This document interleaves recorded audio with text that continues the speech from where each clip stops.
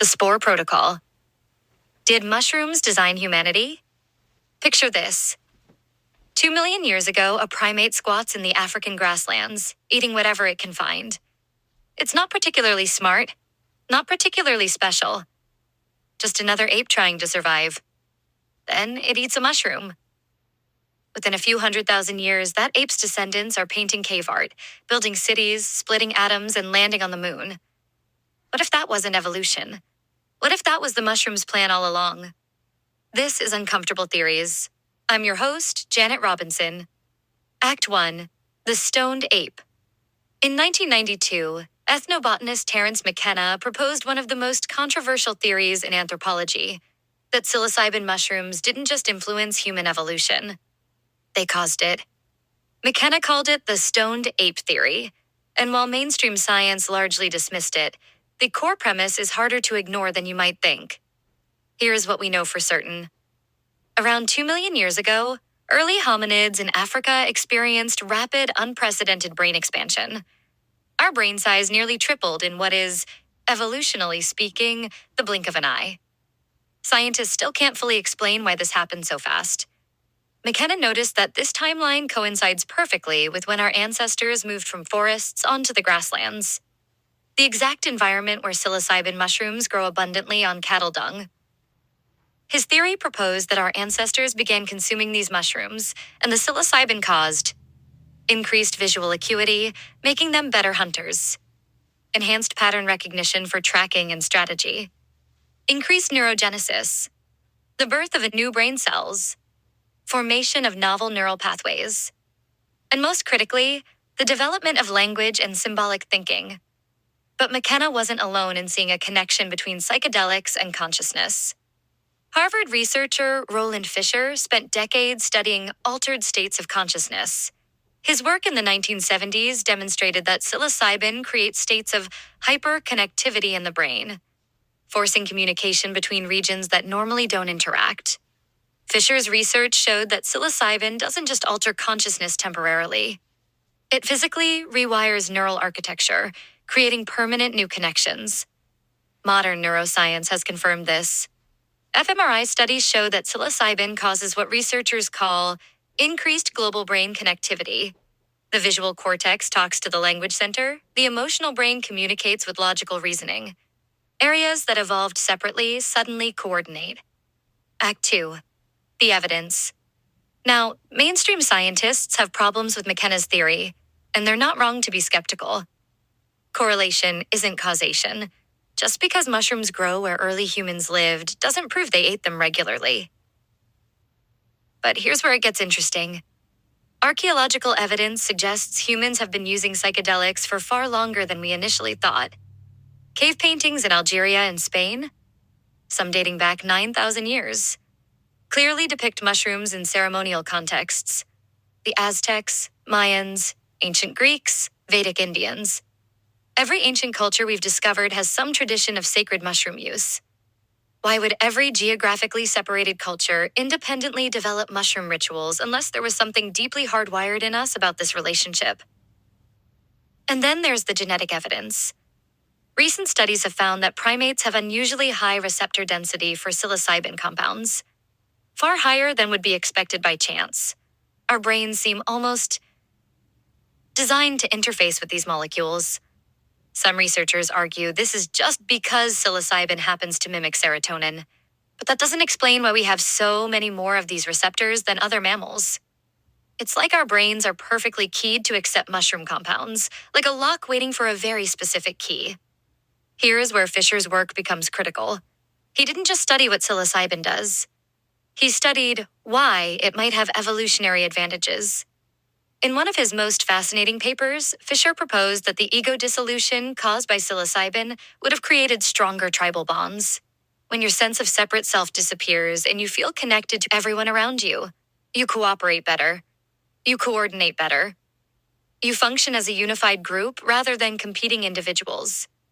For early humans facing predators and harsh environments, this would be an enormous survival advantage. But Fischer also noted something darker. Ego dissolution toward your in-group often correlates with increased hostility toward out-groups. The more unified your tribe feels, the more other everyone else becomes. Act 3. The uncomfortable question. So let's assume for a moment that McKenna and Fischer are right. Psilocybin mushrooms did accelerate human brain evolution through neurogenesis and novel connectivity. That raises an uncomfortable question. Was this accidental? Mushrooms are incredibly efficient organisms. They exist as vast underground networks of mycelium that can span miles. They reproduce through spores that can survive extreme conditions and remain dormant for years until the environment is right. Paul Stamets, one of the world's leading mycologists, has demonstrated that mycelial networks function almost like neural networks. They process information, make decisions, and respond to their environment in sophisticated ways. Some researchers even call these networks nature's internet, an underground communication system connecting entire ecosystems. What if mushrooms aren't just passive organisms? What if they're actively shaping the evolution of species that consume them? Think about it from the mushroom's perspective. It's a stationary organism that depends on mobile creature to spread its spores. What if, over millions of years, mushrooms developed a strategy? Make yourself beneficial to the most successful animals, and they'll spread you everywhere. Psilocybin mushrooms don't grow on just any dung.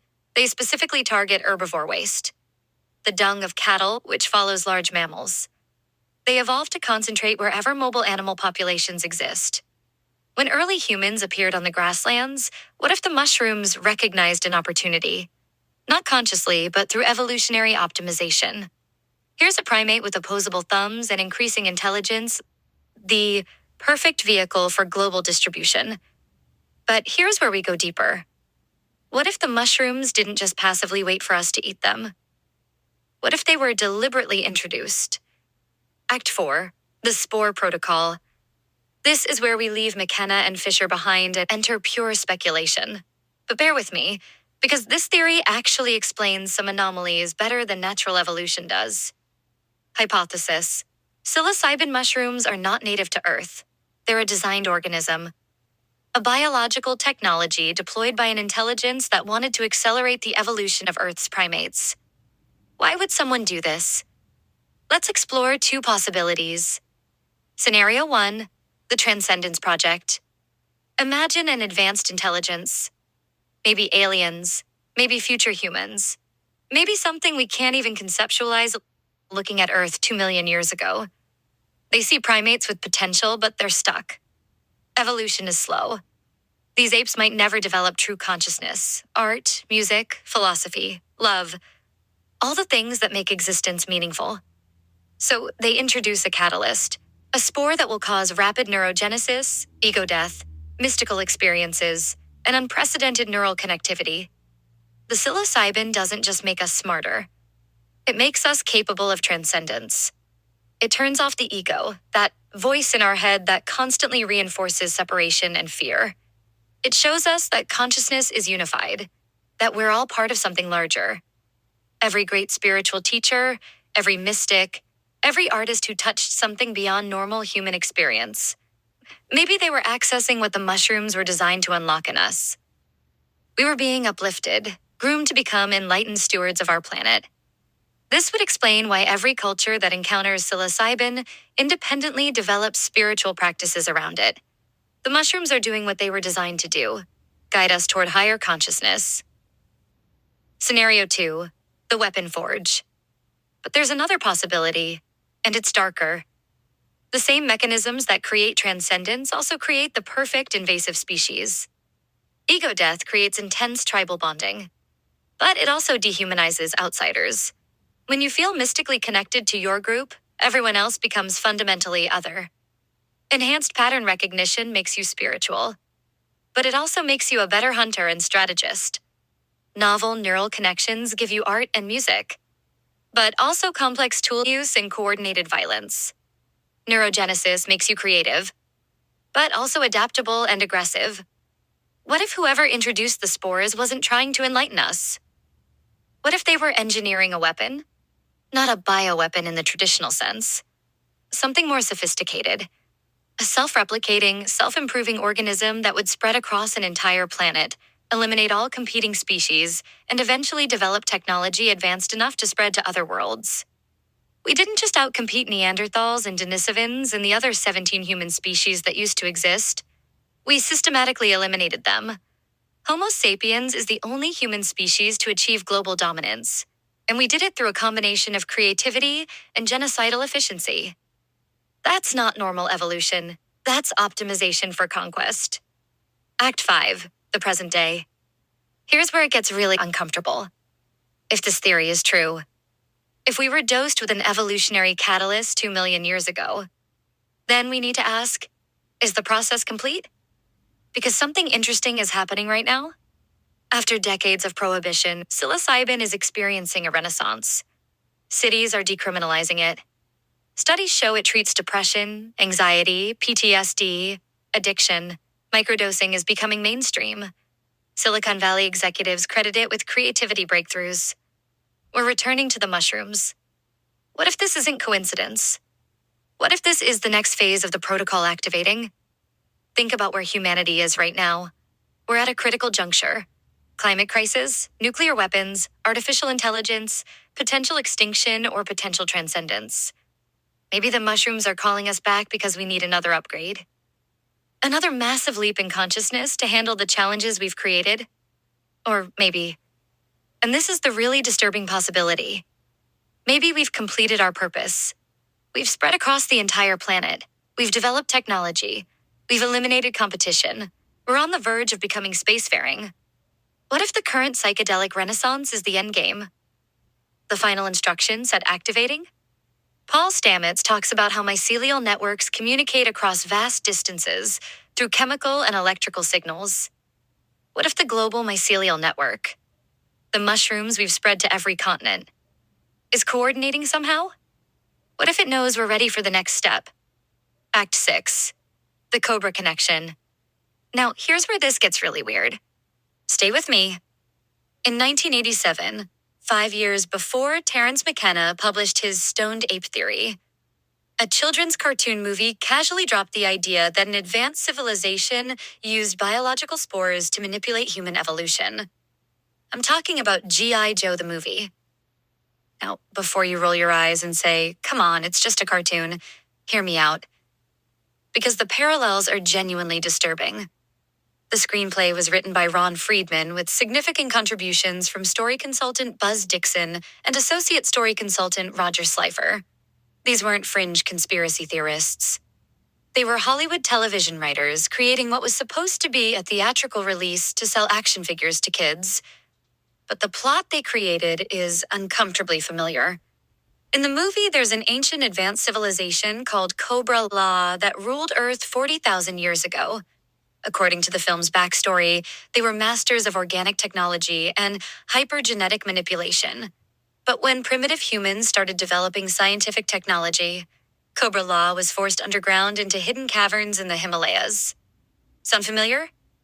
That's remarkably close to our theory about an advanced intelligence watching early humans develop. But here's where it gets specific. Cobra's plan to reclaim Earth involves launching pods filled with mutative spores into orbit.